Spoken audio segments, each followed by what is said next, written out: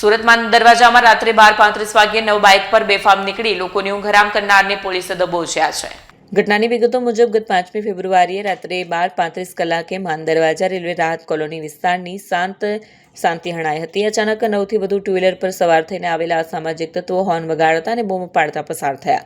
પોલીસનો જરા પણ ડર ન હોય તેમ આ શખ્સો જાહેર માર્ગ પર બેફામ રીતે બાઇક હંકારી રહ્યા હતા।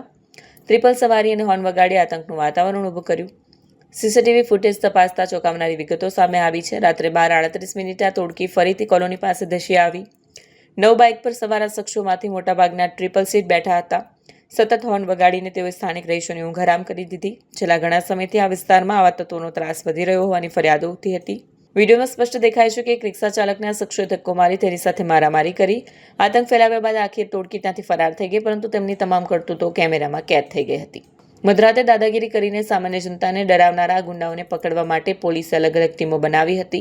પોલીસે આ મામલે કડક હાથે કામગીરી કરતા 3 મુખ્ય આરોપીની ધરપકડ કરી। કાયદાનો ડર બેસાડવા માટે પોલીસે તે જ વિસ્તારમાં આરોપીઓનું રિકન્સ્ટ્રક્શન કરાયું, જ્યાં તેમણે આતંક મચાવ્યો હતો। આરોપીઓએ જાહેરમાં કાન પકડીને પોતાની ભૂલ સ્વીકારીને માફી માંગી।